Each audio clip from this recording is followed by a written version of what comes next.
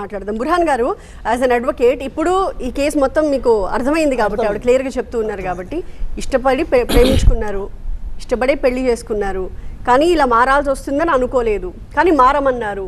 గత్యంతరం లేని పరిస్థితుల్లో ఆవిడ మారినట్టు అర్థమవుతోంది. So what case is this exactly?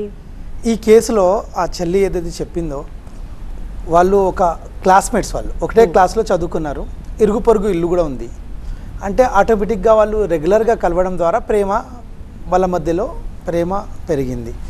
దానికి అనుకూలంగా ఇద్దరు ఇష్టపడి పెళ్ళి చేసుకున్నారు. పెళ్ళి అనేది హిందూ లా ప్రకారం ఇద్దరు హిందువులై ఉండాలి, అంటే హిందూ మతానికి ఆచరిస్తూ ఉండాలి. ఒకవేళ ఇస్లాం ప్రకారం నికా చేసుకోవాలంటే ఇద్దరు ముస్లిం అయి ఉండాలి. ఇవి రెండు కాదు, ఎవరి బతుకు వాళ్ళు బతకాలి. హిందువులాగా ఈ అమ్మాయి బతకాలి, ముస్లింలాగా అబ్బాయి బతకాలంటే స్పెషల్ మ్యారేజ్ యాక్ట్ ఉంది.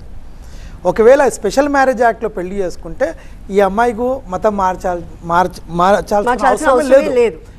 వాళ్ళ జీవితం వాళ్ళకి, they have the freedom. Article 25 say the same thing, protection of life and personal Liberty.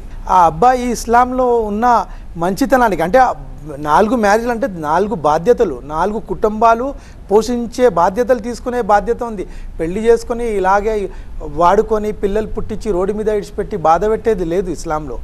4 ఇండ్లను ఒక సంసారం చేసి వాళ్ళ యొక్క బాధ్యతలను మోసే ఆ ప్రక్రియని వీళ్ళు ఏం చేస్తున్నారంటే మిస్యూజ్ చేస్తున్నారు కొంతమంది. ఇప్పుడు నిజంగానే ఒక హిందువు మహిళ, ఒక ముస్లిం పురుషుడు పెళ్లి చేసుకోవాలనుకుంటున్నప్పుడు నిజంగానే స్పెషల్ మ్యారేజ్ యాక్ట్ అమల్లో ఉంటోందా? వాళ్ళు దాన్ని అనుసరించి వాళ్ళకి కావాల్సినట్టు స్వేచ్ఛగా వాళ్ళకి నచ్చిన మతాన్ని అనుసరిస్తూ జీవితంలో కలిసి ముందుకు వెళ్ళగలుగుతున్నారా, లేదా బలవంతంగా ఇలా మత మార్పిడి జరిగి ఇప్పుడు ఆవిడ చెప్తున్నట్టు ఒక విషయం అండి, స్పెషల్ మ్యారేజ్ యాక్ట్ కూడా ఇక్కడ అట్రాక్ట్ కాదు. She 17 years. ఆ స్పెషల్ మ్యారేజ్ యాక్ట్ ప్రకారం మేము పెళ్లి చేసుకున్నామన్నా he will be arrested under POCSO act. Reddanna గారు, అప్పుడు ఆ సమయంలో వీళ్ళ మ్యారేజ్ ఇస్లాం ప్రకారమైందా, అంటే హిందూ లా ప్రకారమైందా, లేదా స్పెషల్ మ్యారేజ్ యాక్ట్లో అయితే రిజిస్టర్ చేస్తారు? ఎలా జరుగుతుంది అనుకుంటున్నారు మీరు? నేను అనుకుంటాను నికానే అయి ఉండాలి, నికా అయి ఉండాలి. మేడం అడగండి.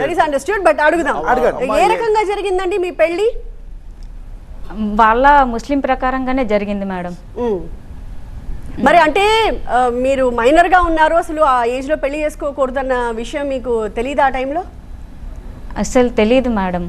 మీ పెద్దవాళ్ళు చెప్పలేదా? అంత అవగాహన లేదు, అంత అవగాహన లేదు. మీ పెద్దవాళ్ళతో మీరు మాట్లాడినప్పుడు వాళ్ళు చెప్పుంటారు. కొన్ని విషయాలు మీరు ఒప్పుకున్నారా? మీరు మీ కుటుంబ సభ్యులు ఒప్పుకున్నారా?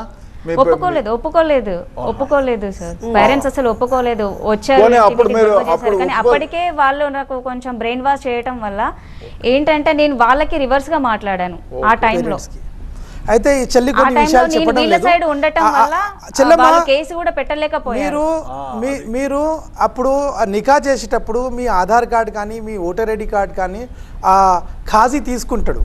అట్లాంటప్పుడు మీరు ఏజ్ మార్చి చూపించినట్లు నాకు అనిపిస్తా ఉన్నది. అంటే యాక్చువల్లీ డాక్యుమెంట్స్ లో మార్చి, అది కూడా నేను చెప్తాను. అది ఎలా జరిగింది అంటే, స్కూల్ నుంచి మనకి సర్టిఫికేట్స్ ఉంటాయి కదా, చెప్పమ్మా, ఆ సర్టిఫికేట్ లో డేట్ చేంజ్ చేయడం జరిగింది అన్నట్టు. ఇప్పుడు దీన్ని లవ్ జిహాద్ అంటామా? వాట్ ఎగ్జాక్ట్లీ ఇస్ లవ్ జిహాద్? Is this term legally recognized? అంటే ఏం చెప్తారు? I will come to the point. The legal term, there is no legal term for the love జిహాద్. లవ్ అనేది చాలా పవిత్రమైన పదము. ఆ తల్లి ప్రేమ, దేవునితో ప్రేమ, ఫ్రెండ్స్తో ప్రేమ, ఈ ప్రపంచంలో ప్రేమ లేకుంటే ఈ ప్రపంచము మన కూడా ఉండదు. ఆ ప్రేమ మూలమే ఈ ప్రపంచం అంతా సృష్టికి మూలం. అయితే జిహాద్ అనే పదానికి ఒక అంటే రాంగ్, అంటే దొంగలకు లుచ్చలకు పెడుతున్నారు. అంటే జిహాద్ అనేది కూడా చాలా పవిత్రమైన పదము. జిహాద్ అనేది ఫస్ట్ మనిషి తనలోని ఒక రాక్షస ఆలోచనలతో పోరాడమే జిహాద్. అంటే మనిషిలో ఉన్న రాక్షసాన్ని పోరాడడం సొంతంగా, అంటే సెల్ఫ్ ఫైటింగే అది ఒక జిహాద్.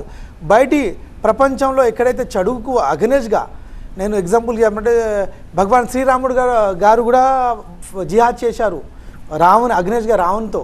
జిహాద్ అనే పదానికి మనం ఏం చేస్తున్నామంటే దొంగలకు పెడుతున్నాం. జిహాద్ అనే పదం చాలా పవిత్రమైనది.